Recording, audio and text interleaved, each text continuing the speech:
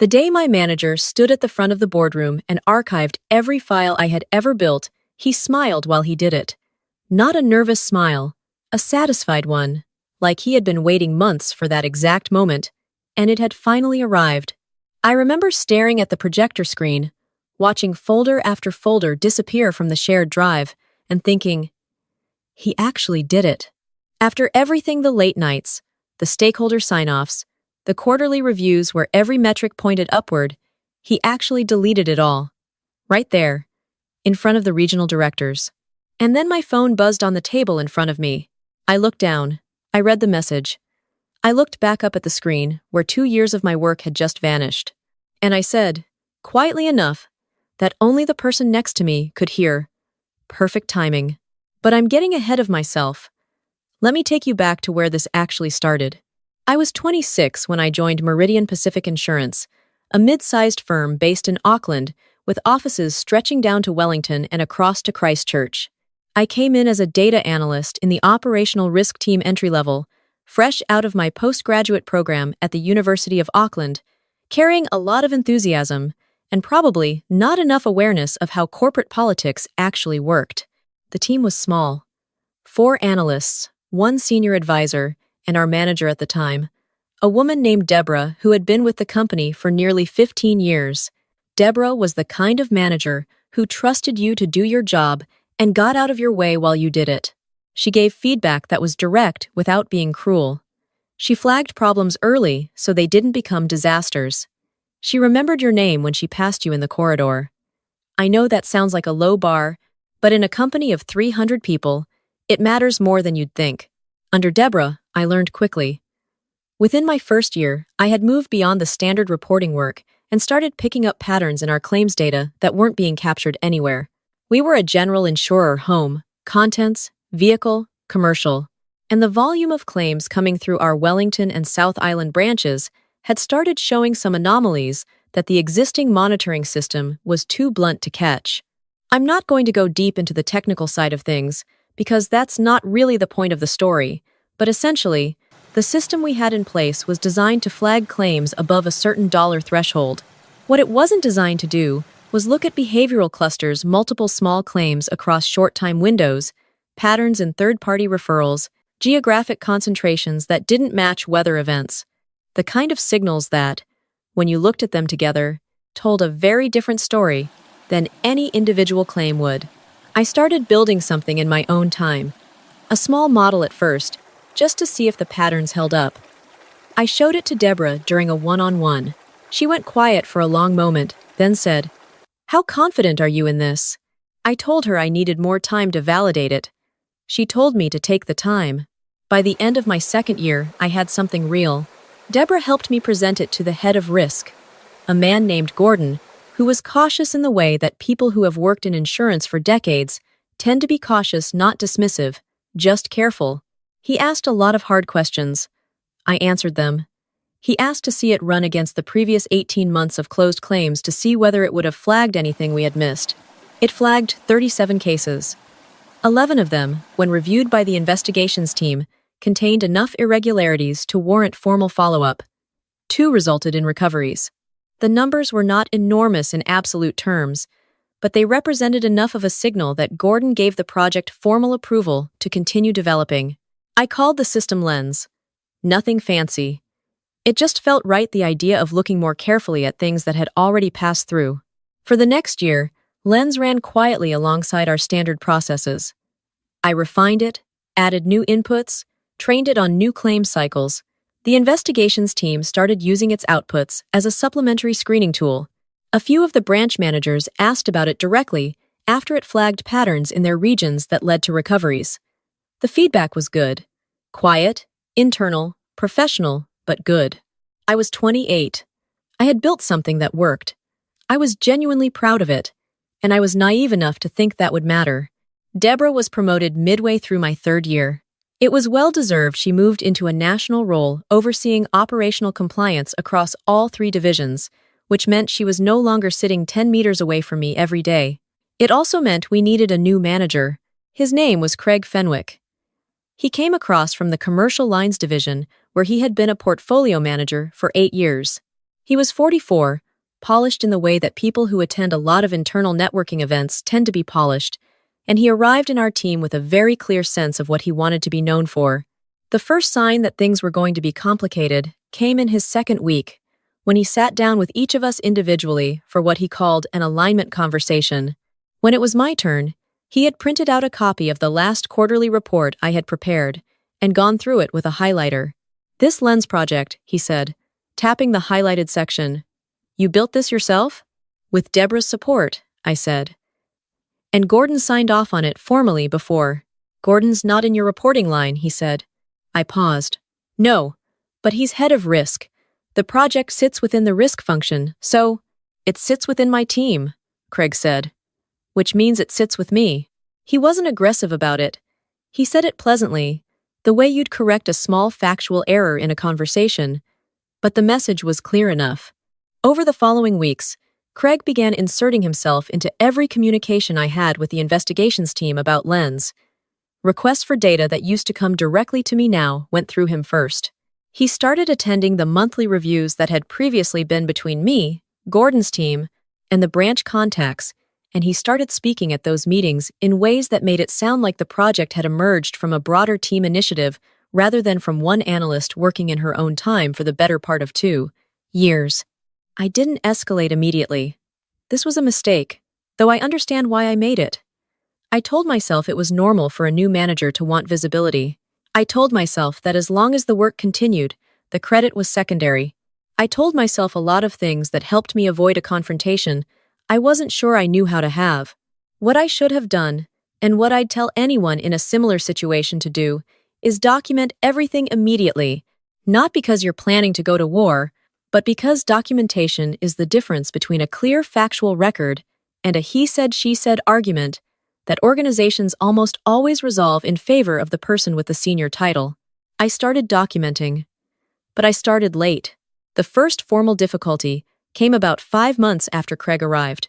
I had been developing an extension to Lens, a module that would allow the system to cross-reference certain commercial claims against a wider dataset that Gordon's team had negotiated access to through an industry-level data sharing arrangement.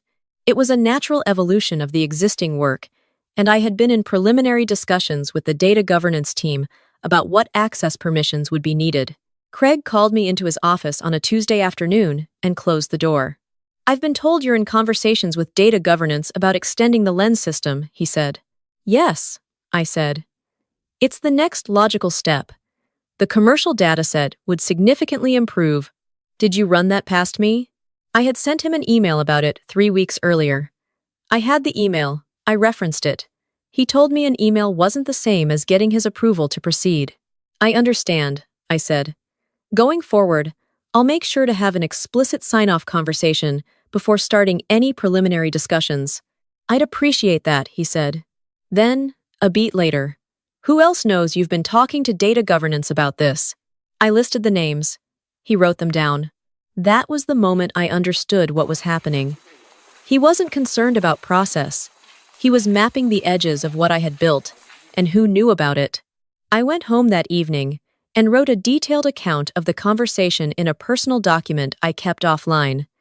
I noted the date, the time, what was said, and what I observed. I had been keeping similar notes since his second month, but from that point, I became much more disciplined about it. I also sent Deborah a message. Nothing alarming, I framed it as a check-in, asked if she had time for a coffee. She did. We met at a place near the Britomart precinct on a Thursday morning, and somewhere in the middle of our conversation, I said, carefully, that I was finding the transition to the new management structure a little challenging. Deborah is a perceptive person. She looked at me for a moment and said, "Is the work still running?" "Yes." "Is anyone telling you to stop?" "Not yet." "Then keep your head down, keep building, and make sure Gordon's team sees the value regularly, not through Craig. Directly." It was good advice. I tried to follow it. What I didn't anticipate was how quickly Craig would escalate from managing perception to actively undermining the project itself. Over the next 4 months, 3 things happened that I only understood as a connected pattern in retrospect. First, Craig began questioning the methodology of Lens in team meetings, not with specific technical objections, but with vague language about robustness and whether the model had been independently validated.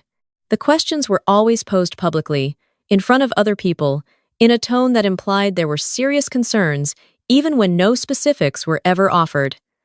I answered every question, but the cumulative effect of being asked to justify the same work repeatedly, without ever receiving a clear objection I could actually address, was a slow erosion of the confidence that others had in the project.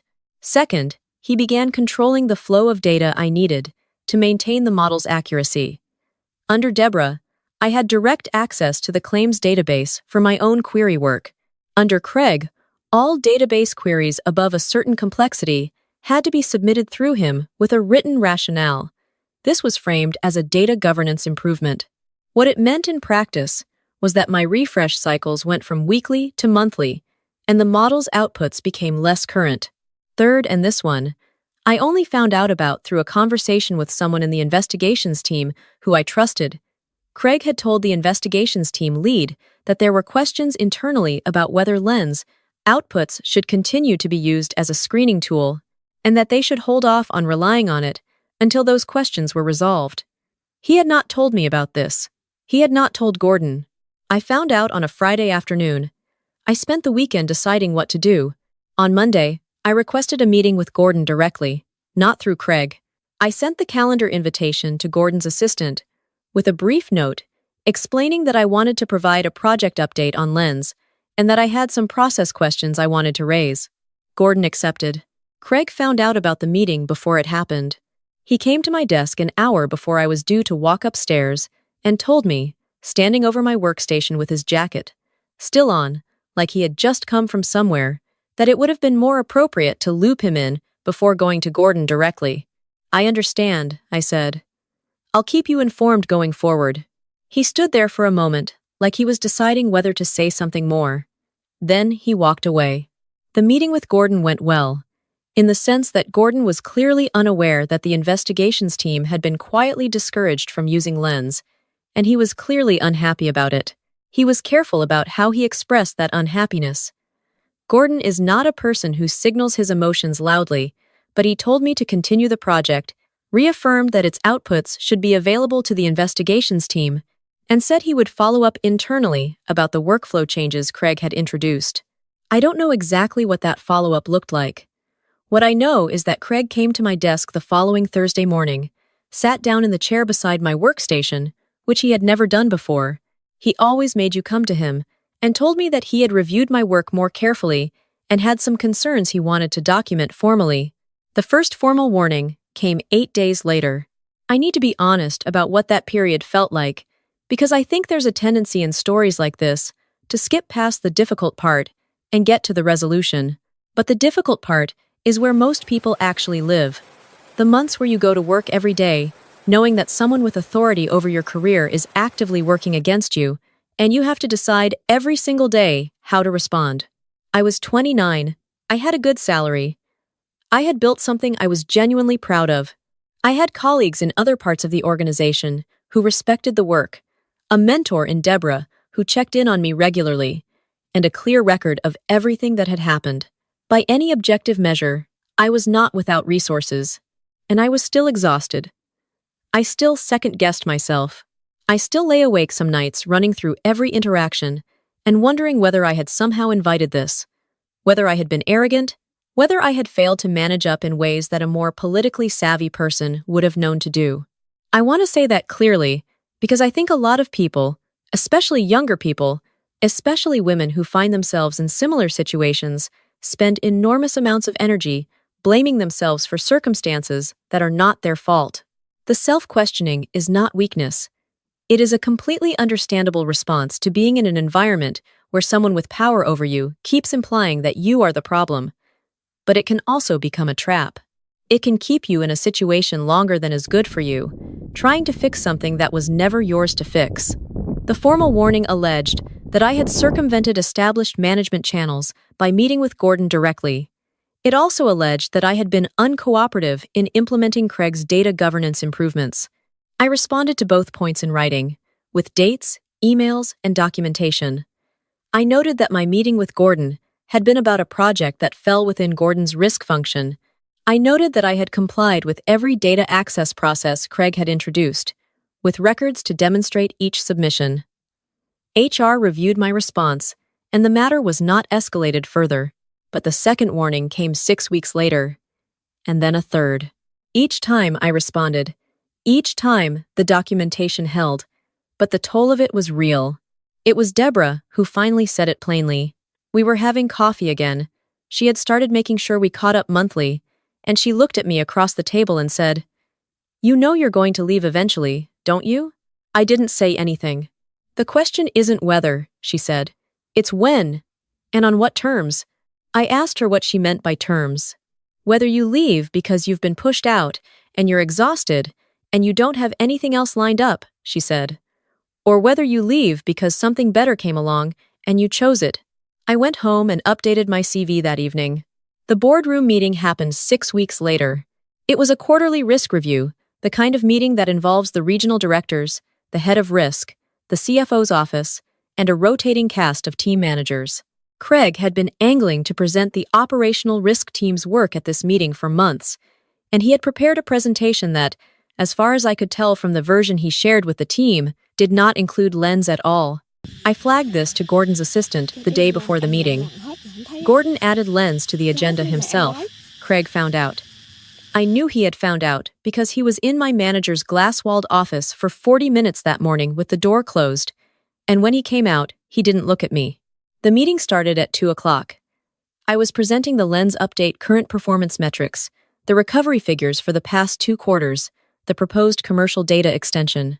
I had been presenting this kind of material for 2 years, and I knew it thoroughly. Halfway through my second slide, Craig interrupted. He didn't interrupt with a question.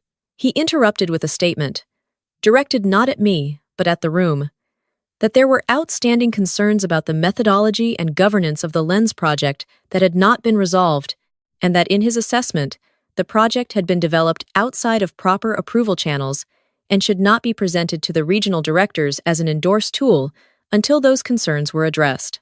The room went quiet. Gordon looked at Craig. Then he looked at me. Then he looked back at Craig and said, very evenly, "What specific methodology concerns are you referring to?" Craig began to speak. What followed was approximately 4 minutes of language that sounded technical but, when examined, contained no actual technical objection, only implication and suggestion. I had heard this pattern in team meetings enough times to recognize it instantly. The regional directors, who were not risk specialists, would not necessarily have that recognition. Gordon let him finish. Then he turned to me and said, "Please continue." Craig said, before I could respond, "I think it would be more appropriate to pause the presentation while these concerns are properly documented and reviewed. I'm also recommending that the associated files be archived pending that review." He said this while already opening his laptop. And because the system administration access had, at some point in the past 4 months, been restructured so that Craig's manager credentials extended to the shared operational risk drive, which I had not known until that moment he was able to do it. Right there, in front of everyone, the folders were archived in about 90 seconds. Everything, the model files, the documentation, the output reports, the 2 years of validated results, gone from the active drive. The room was completely silent. I felt something shift in my chest that I can only describe as the specific exhaustion of being proven right about something you had hoped you were wrong about. I had documented every interaction. I had responded to every warning. I had followed every process. And he had just deleted the work anyway, in the most public way possible, because he could. My phone buzzed on the table in front of me. I looked down. It was a message from a recruiter I had been in contact with for 3 weeks, a search firm that worked with financial services organizations across Australia and New Zealand. The message read, "Final offer confirmed. $185,000 base, plus performance component. Start date flexible. Please confirm acceptance by Friday." I looked up at the projector screen. I looked back down at my phone. I typed, "Confirmed. I'll be in touch about start date." Then I put my phone back on the table, looked at Craig, who was still sitting with his laptop open, apparently unaware that anything had just happened on the other side of the table, and said, to the room, "I'll be providing my notice to HR this afternoon." I want to tell you what happened next, because I think people sometimes imagine that resignations like this produce immediate, dramatic reversals. They don't. Reality is quieter and slower, and, in some ways, more satisfying for it. I gave 4 weeks' notice. Craig did not speak to me directly for most of that period. The team was subdued in the way that teams are, when they can feel that something significant has shifted, but no one is saying it out loud.